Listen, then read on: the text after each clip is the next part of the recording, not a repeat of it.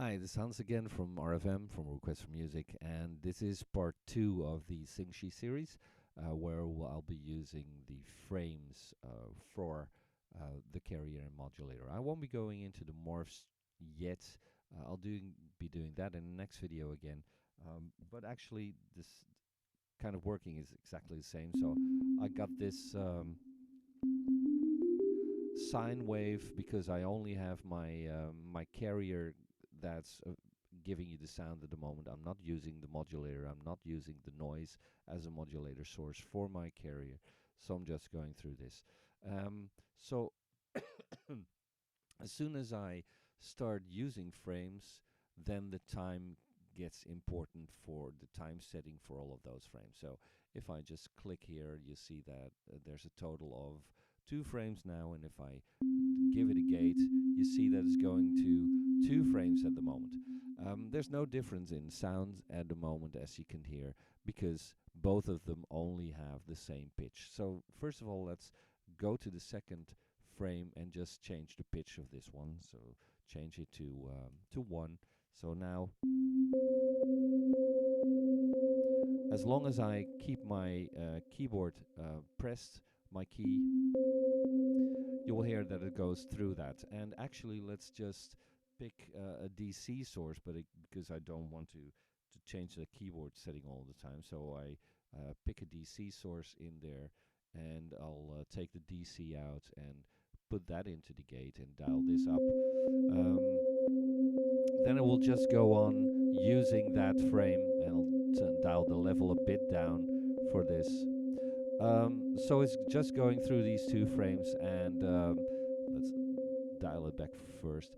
So that means that now the time of each frame is going to be important. So if I go back to frame 1, I can actually set this to, well, let's set it to 1 bar, and it's as text there, so I hope that's a bit easier to work with than just the numbers. So now when I dial this up, it's going through the first one as being 1 bar, and the next one will be that sorry, that quarter note. So let's put the next one in, and a next one maybe even. So I've got 4 frames in there, and they're all at the same point now. But let's say that the second frame I had that set to a higher pitch, but for the next one I'm going to change the modulation from that modulator into the carrier, and the next one is still at a quarter frame, or sorry, at a quarter bar in time, but let's use the last one with modulation from the noise source.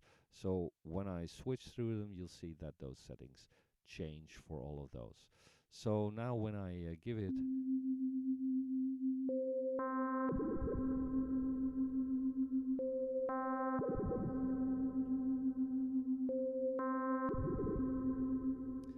and since I'm a lazy guy, I want to do editing at some point for every nth, every single frame maybe. So if I and that's dependent on where you set your active frame. So if I go back to my active frame being the first one, and I switch edit nth on, it looks at the small knob here which says 1, but I can actually dial that up and it will go every 6th frame or whatever. So let's set it at 1 first, and if I now have this first frame selected and I change this back to, let's say, well, let's not take 1/64th, but 1/32nd bar, and I'll start using my keyboard again instead of this. So I'll go with this back to the gate.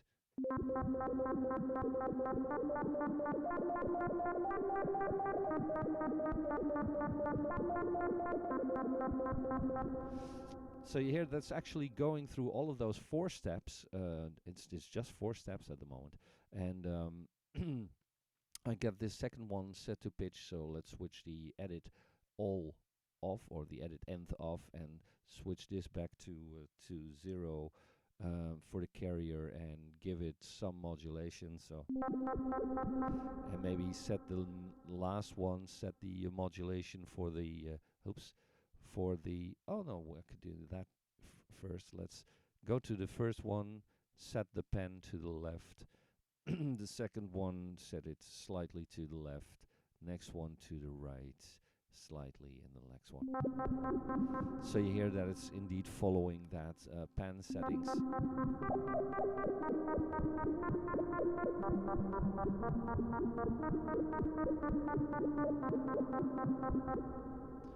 So you can do that kind of stuff, and when you change the time setting for all frames, so then I need to go back and as you might understand, I can go through this. And if I want to change it for everything, then I would have to go back to my first frame, switch this on to edit nth, and it will follow whatever you set in here for all of the frames. So that means that if I set the time to be 1/8,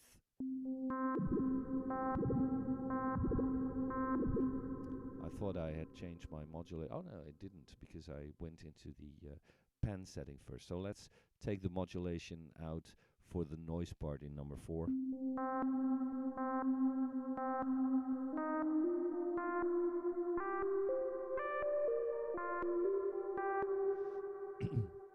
It's now at continuous setting here on the top in the switch here, which means that it will remain running through all of those frames. But as soon as I switch this to my first, to the reset side, it will start off with 1 as soon as I press the key. So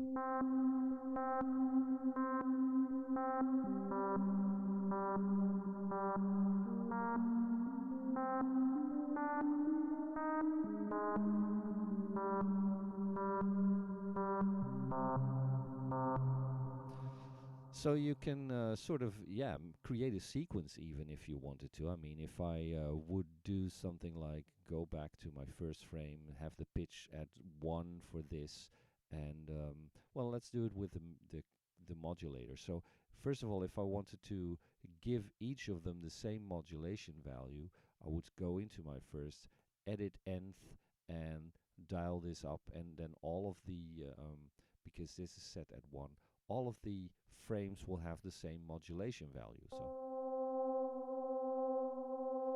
So actually now, since I changed that for everything there, the modulation, so the basic sound remains the same. The only thing that is really still off for everything is the pan.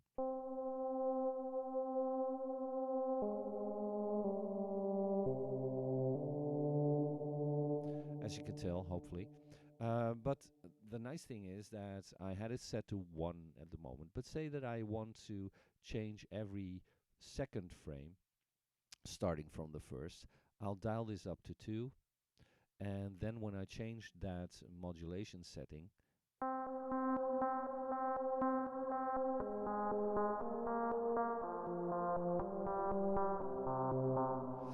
so it's really dependent on what you want to do with this. So let's just, because I have everything, and I make sure that you switch this edit off, because otherwise if you go to a next frame, it's actually copying all of the settings from frame 1 into frame 2. So then you would lose every separate setting that you might have.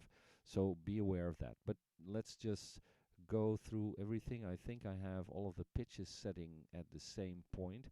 So let's just add a couple of frames there. So let's maybe dial up to maybe 16 frames. So I've switched it on to 18 at this moment. So let's just delete 2 frames out of there. So I got 16 frames, and as soon as I run that, it's going through all of those 16 frames, right?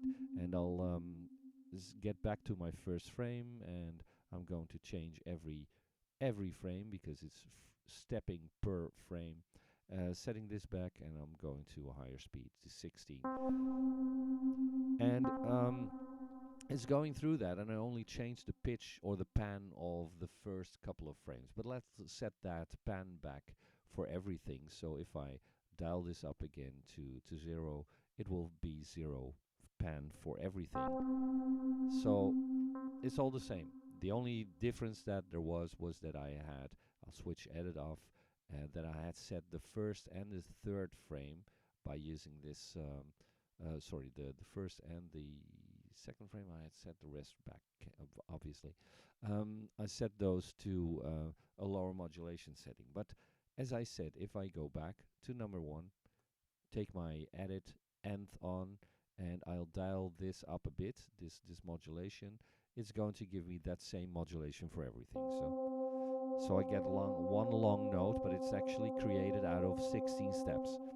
But if I now go into this edit nth part by dialing in a different value here, so let's say that I want every 8th, so 8 frames between, let's see, dial it up. It's a bit hard to see because I had this small circle here.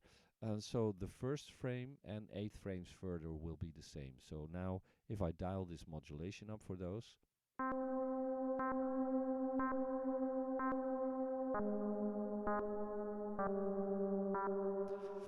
those frames are going to be different, right? If I then change this, so say that I take 3 frames apart and change that around again as well.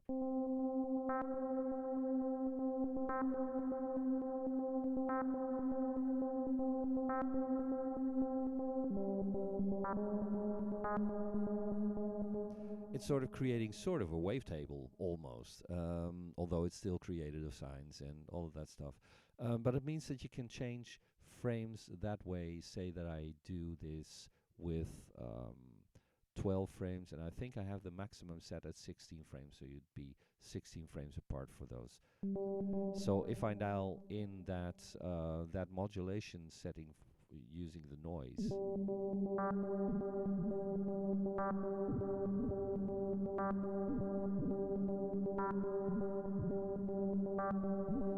you have lots of different sounds that way, because the first frame, so let's switch this off to see what it does. I have this modulation set at frame 1 now, since it's starting at 1, and I'm going through that, and you see that the modulation is off until I come to frame 13, which was 12 frames offset from the first.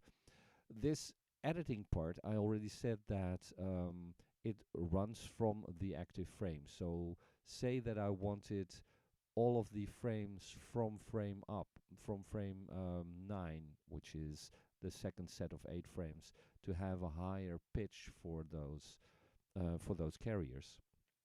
I could switch this on, switch this back to 1, so it goes through the 9th, 10th, 11th, and so on pitch, and change this to 1. So now I've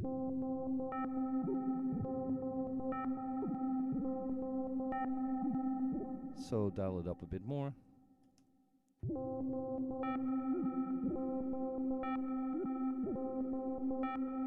And even if I would say that now this 9th frame and 4 further, I would want those to be set at fixed, I could do that. So now the 9th and 9 and then 4 further. So let's switch this off so you can see that this is fixed and 4 frames is fixed as well.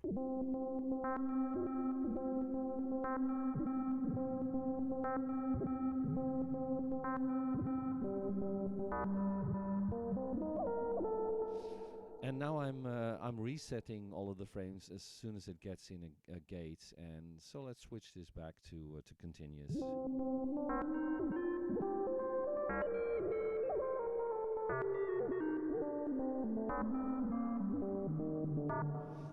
So you'd have something like that.